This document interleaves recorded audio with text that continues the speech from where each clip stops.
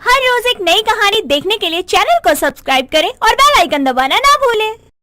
अरमान और सिया अपने college time से ही एक दूसरे को डेट कर रहे थे। ऐसे ही एक दिन अरमान सिया से बोलता है, सिया सुनो, अब मैं तुमसे ज्यादा दिन तक दूर नहीं रह सकता हूँ।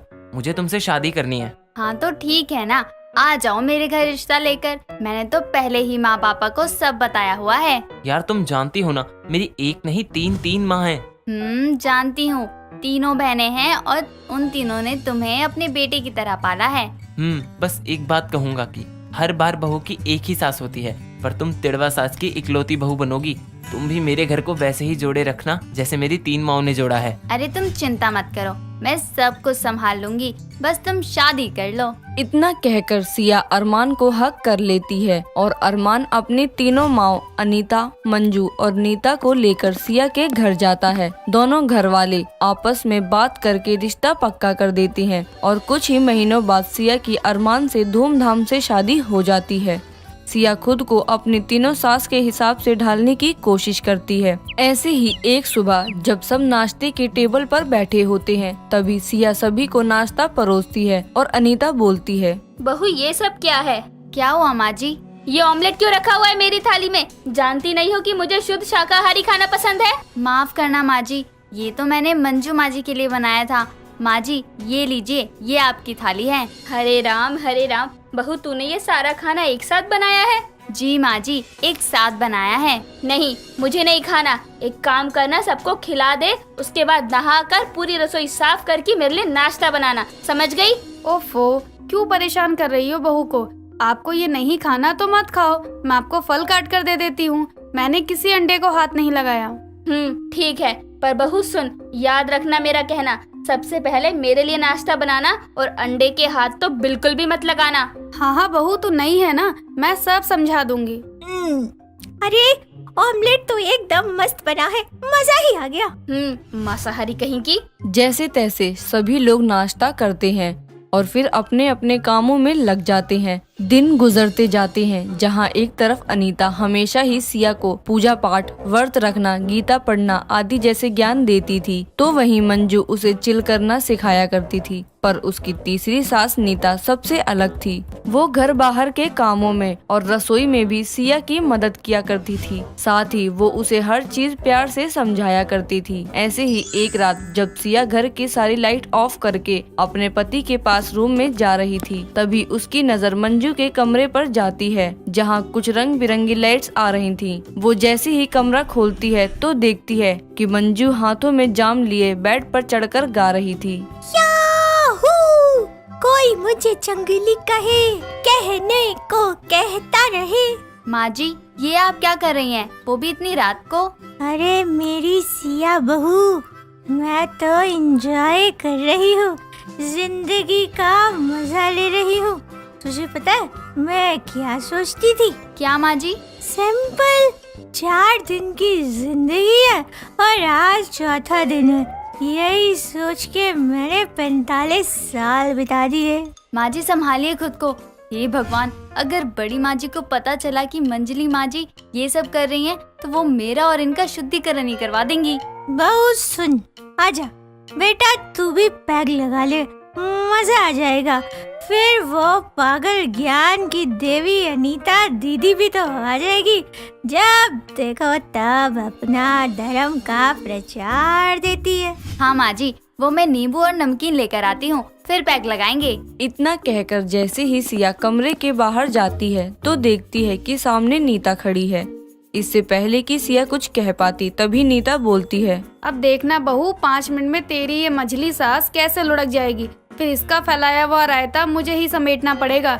इसे तो सुबह से पहले होश नहीं आने वाला। नीता इतना बोल ही रही थी कि तभी कमरे में से कुछ गिरने की आवाज आती है। सिया जैसे ही दरवाजा खोलती है तो देखती है कि मंजू जमीन पर पसरी हुई थी। नीता सिया की तरफ देखकर मुस्कुराती है और फिर दोनों सारा कमरा साफ करती हैं और मंजू को बेड पर लेटाकर आराम करने के लिए चली जाती हैं। दिन गुजरते जाते हैं। एक सुबह अनीता सिया को आवाज देती है और कहती है, बहू मेरी बात सुन, आज मुझे मेरे गुरुवार के व्रत का उद्यापन करना है, तो घर पर कन्या बैठानी है, तो अच्छे से हलवा पूरी छोले सब बना देना। जी माँ जी, सब कर दूंगी। हाँ, भगवान का नाम लिया कर, मेरी तरह व्रत किया कर, पूजा किया कर। जल्दी घर में लाल गोपाल आ जाएगा।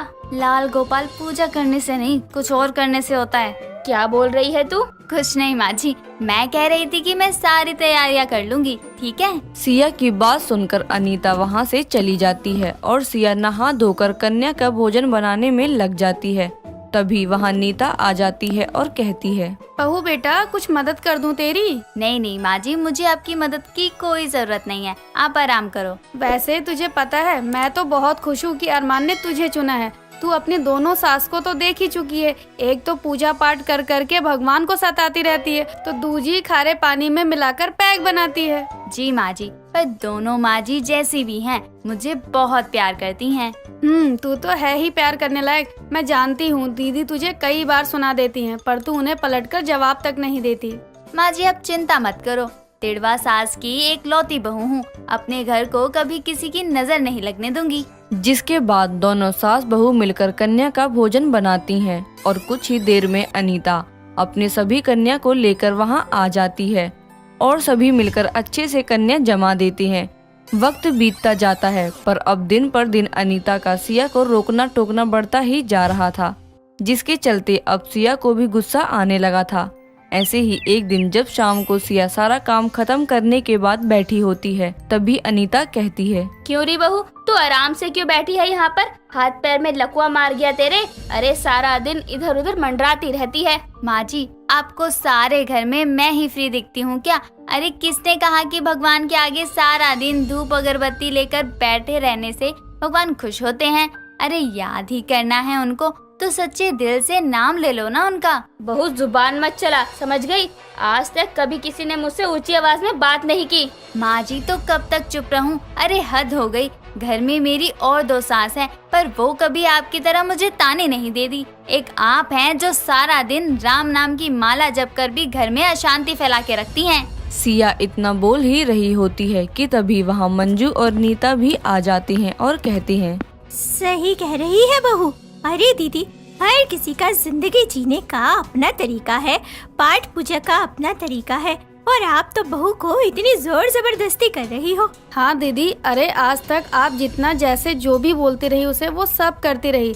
तारीफ करना तो दूर की बात है, आप हमेशा उसे उल्टा ही सुनाती रही। दीदी हम 3 हैं और वो 1, फिर भी वो हम तीनों के हिसाब से खुद को चला रही है बिना किसी डिमांड के, फिर भी आप उसे ऐसे कह रही हैं। अपनी दोनों बहनों की बातें सुनकर अनीता को अपनी गलती का एहसास होता है और वो सिया को प्यार से गले लगा लेती है। और अब बाकी 2 सास की तरह अनीता भी सिया को खूब प्यार करती है। एक दिन सुमित्रा अपनी सबसे छोटी बहू मोनिका को आवाज लगाकर बुलाकर कहती है, अरे बहू, तुझसे मैंने बोला था चाय बना दे मेरे लिए, अभी तक तुझसे चाय नहीं बनाई गई। इतना समय लगता है क्या चाय बनाने के लिए? माँ जी, वो मुझे चाय बनाने में शर्म आती है, इसीलिए मैं चाय बनाने नहीं गई। आप बाकी के जेठानियों को बोल दो ना। हाँ मानती हूँ तेरी नई नई शादी हुई है, लेकिन चाय बनाने में कैसी शर्म? चाय अपने ही घर के किचन में बनानी है, मोहल्ले के बीचों बीच तो बनानी नहीं है। जो बना दे जल्दी से जाकर। वो क्या है ना माँ जी, मैं चाय बनाने जाऊंगी तो कोई मुझे देख लेगा, इसीलिए मुझे शर्म आती है ना। ऐसे तो तू खाना ही छोड़ दे, कोई देख लेगा तुझे तो शर्म आ जाएगी और फिर तो तू खाना भी नहीं खा सकती है ना।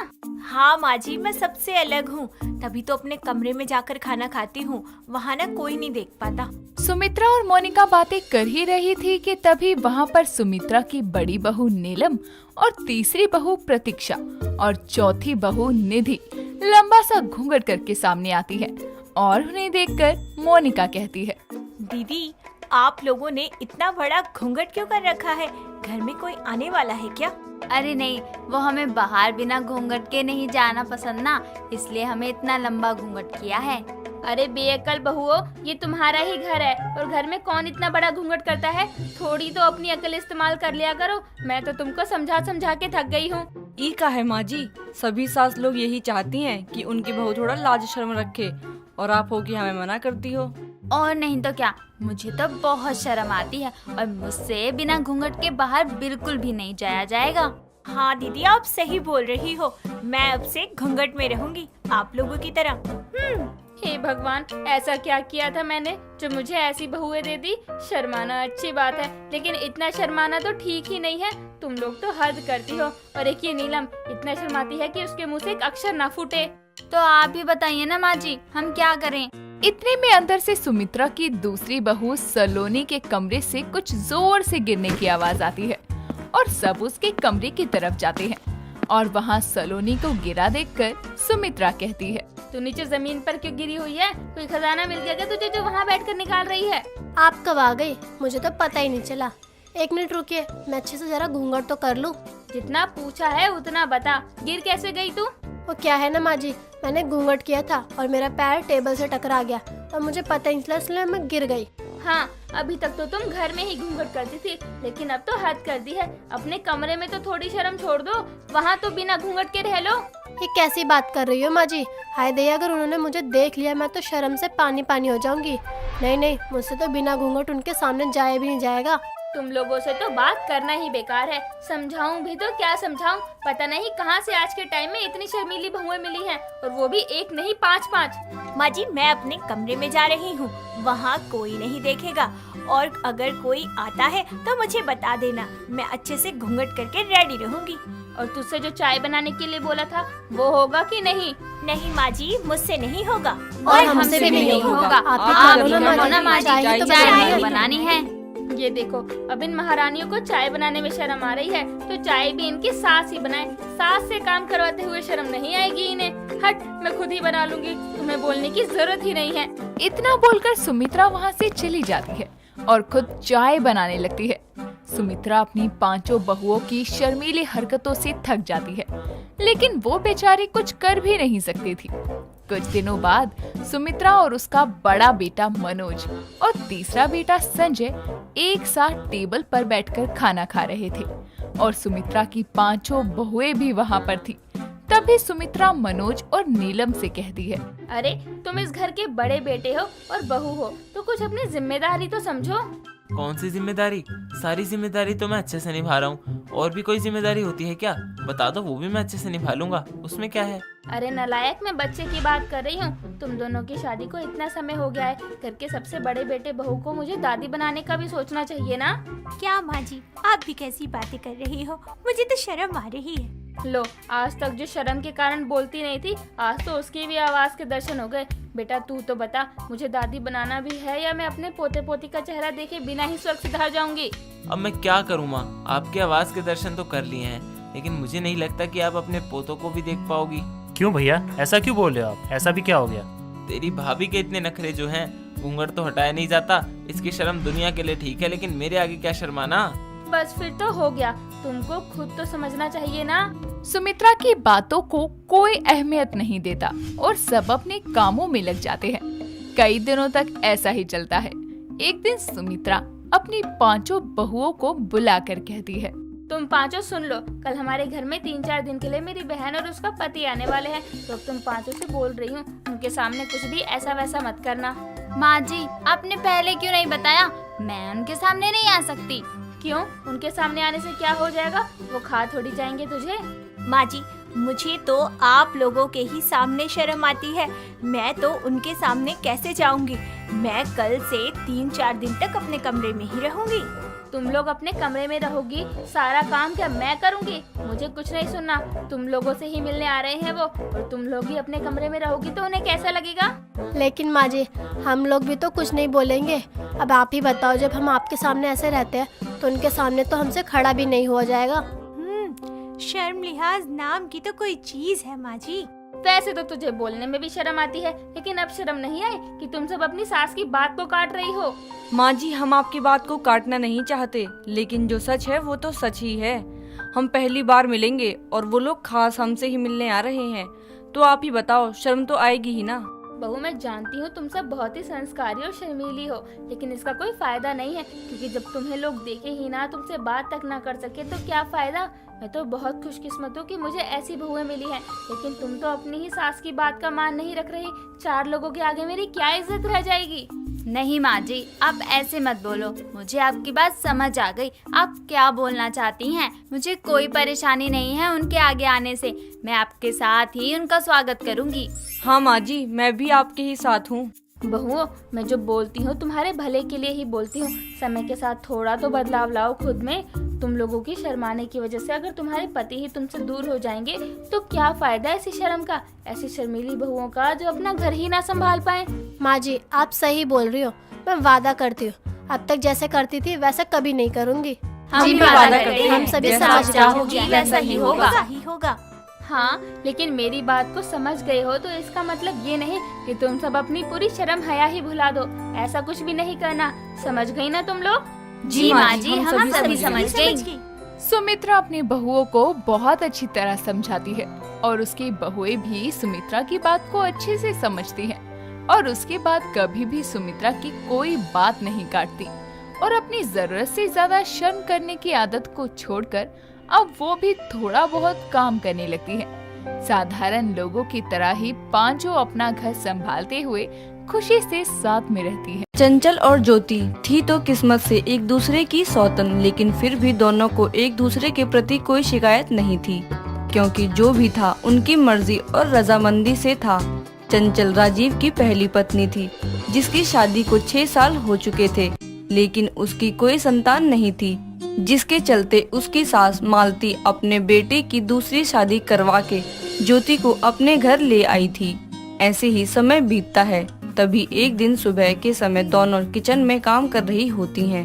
तभी मालती अपनी दोनों बहुओं को बुलाकर कहती है, मैंने तुम दोनों को इसलिए बुलाया है कि ताकि तुम्हारे काम बता सकूं, क्योंकि तुम दोनों आपस में ही खुसुर पुसुर करती रहती हो। तुम्हें देखकर कौन कहेगा कि तुम दोनों एक दूसरे की सौतन हो। माँ जी, मुझे कभी एहसास ही नहीं होता कि ज्योति मेरी सौतन है। और दूसरी बात, सौतन हम लोग अपनी किस्मत से बने हैं, इसमें हम दोनों में से किसी का भी दोष नहीं है, तो हम किस बात पर एक दूसरे से लड़े। माँ जी वैसे आपको तो खुश होना चाहिए, आपकी दोनों बहुएं सौतन होने के बाद भी एक दूसरे के साथ प्यार से रहती हैं। घर में शांति का माहौल है। यही तो मैं नहीं चाहती। मैं चाहती हूँ कि तुम दोनों घर में लड़ो, शांति का माहौल ना हो, ताकि मैं इस बांझ को हमेशा के लिए अपने घर से और अपने बेटे की जिंदगी से निकाल सकूं। क्या हुआ माँ जी, आप मेरी बात सुनकर किस सोच में पड़ गई? आपने हमें सुबह सुबह यही कहने के लिए बुलाया था। नहीं, मैं क्यों सोच में पड़ूंगी। मैंने तो ये कहने के लिए बुलाया था कि ज्योति बहू, तू जाकर जल्दी से तैयार हो जा। तुझे मेरे साथ मेरी सहेली के यहाँ जाना है, उसकी बहू की गोद भराई के फंक्शन में। हम अभी तैयार होकर आती हैं। चलो दीदी, आप भी। कहाँ चलो दीदी, तुझे समझ में नहीं आया? मैंने तेरा नाम लेकर बोला है। सिर्फ तू और मैं जाएंगे। जिसकी खुद की गोद सुनी हो वो किसी की गोद भराई के फंक्शन में क्या जाएगी? माँ जी अगर ये बात है तो गोद तो मेरी भी नहीं भरी। तेरी और मेरे बेटे की शादी को अभी समय ही कितना हुआ है, जल्दी ही भर जाएगी। लेकिन ये तो 6 साल से यही है, लेकिन मुझे दादी होने का सुख आज तक नहीं दिया इसने। माँ जी, आप मुझे हमेशा बांझ होने का ताना क्यों मारती हैं? अब तो आपने इनकी दूसरी शादी भी करवा दी, फिर भी मैंने आपको कुछ नहीं बोला। मुझे तेरे साथ बहस नहीं करनी है। ज्योति बहू, तू जाकर तैयार हो, पर चंचल बहू, तू जाकर राजीव के लिए नाश्ता तैयार कर, वरना उसे ऑफिस के लिए देर हो जाएगी। मालती इतना कहकर ज्योति को लेकर वहाँ से चली जाती है और चंचल भी किचन में जाकर नाश्ता बनाने लग जाती है। कुछ समय बाद ज्योति और मालती तैयार होकर फंक्शन के लिए घर से निकल जाते हैं। तभी राजीव ऑफिस जाने के लिए तैयार होकर नीचे आता है और दोनों को बाहर जाते हुए देखकर चंचल से कहता है, ये दोनों सास बहू की सवारी कहाँ जा रही है सुबह सुबह? वो माँ जी की कोई सहेली है, उनके घर गोद भराई का फंक्शन है, तो वहीं गई थी। तो उसमें ज्योति का क्या काम? वो तो वहाँ किसी को जानती भी नहीं होगी। माँ जी ने उसे भी चलने को कहा था, इसलिए वो भी गई थी। उसे लेकर गई है तो तुम्हें भी लेकर जा सकती थी। तुम अकेले क्या करोगी घर में? मुझे माँ का तुम दोनों के बीच में ऐसा भेदभाव बिल्कुल भी पसंद नहीं है। आप गुस्सा मत करिए, शांत हो जाइए। और औरतों की बात को लेकर आप अपना दिमाग क्यों खराब कर रहे हैं? आप नाश्ता कर लीजिए। नहीं, रहने दो यार, भूखी नहीं है, मैं ऑफिस में ही कर लूंगा। तुम अपना ध्यान रखना, शाम को मिलता हूँ। मेरी वजह से तुम्हें इतना कुछ सहना पड़ता है, उसके लिए सॉरी यार। राजीव इतना कहकर ऑफिस के लिए निकल जाता है और चंचल भी अपने घर के कामों में लग जाती है। कुछ समय बाद चंचल हॉल में बैठी टीवी देख रही होती है। तभी मालती और ज्योति फंक्शन से घर आती हैं। ज्योति आते ही सोफे पर लेट जाती है। उसकी खराब हालत देखकर चंचल कहती है, क्या हुआ ज्योति, तुम ठीक तो हो ना? तुम्हारा चेहरा इतना पीला क्यों है? पता नहीं दीदी, बहुत चक्कर आ रहे हैं। प्लीज आप जल्दी से डॉक्टर को कॉल कर दीजिए। इतनी छोटी बात के लिए डॉक्टर को क्या बुलाना, बाहर गर्मी हो रही है इसलिए चक्कर आ रहे होंगे। माँ जी फिर भी आगे कोई ज्यादा प्रॉब्लम ना हो इसलिए हमें डॉक्टर को बुला लेना चाहिए। ठीक है, अगर तुम्हें यही लगता है तो बुला लेते हैं। मालती इतना कहकर डॉक्टर को कॉल करके घर बुलाती है। डॉक्टर ज्योति का चेकअप करके सबको बताता है कि वो प्रेग्नेंट है, जिसे सुनते ही मालती की खुशी का ठिकाना नहीं होता और वो डॉक्टर से कहती है, डॉक्टर साहब मैं आपको बता नहीं सकती मैं कितनी खुश हूँ। मुझे इस दिन का कब से इंतजार है। जी हाँ, आपकी बहू प्रेग्नेंट है, लेकिन साथ ही ये बहुत कमजोर भी है, इसीलिए आपको इनका अच्छे से ध्यान रखना होगा। डॉक्टर आप चिंता मत करिए, मैं इनका बहुत अच्छे से ख्याल रखूंगी, कोई तकलीफ नहीं होने दूंगी। ठीक है, अब मैं चलता हूँ। डॉक्टर इतना कहकर वहाँ से चला जाता है, जिसके बाद चंचल अपनी सौतन का बहुत अच्छे से ध्यान रखती है। उसको किसी चीज की कोई परेशानी नहीं होने देती थी। ऐसे ही समय गुजरता है और देखते ही देखते 9 महीने गुजर जाते हैं। तभी एक दिन रात के समय सभी लोग एक साथ बैठकर डिनर कर रहे होते हैं। तभी अचानक ज्योति के पेट में दर्द शुरू हो जाता है और सभी लोग उसे जल्दी से हॉस्पिटल लेकर जाते हैं, जहां वो एक नहीं बल्कि 2 जुड़वा बेटियों को जन्म देती है, जिसे देखकर सभी लोग बहुत खुश हो जाते हैं। तभी ज्योति कहती है, लो दीदी, अब आपको कोई बांझ नहीं कहेगा। मेरी बेटी आपकी भी तो बेटी है ना, आप भी तो इसकी माँ हो। तुम सच कह रही हो ज्योति, मैं तुम्हारी बेटियों को एकदम अपनी बेटियों की तरह प्यार करूंगी।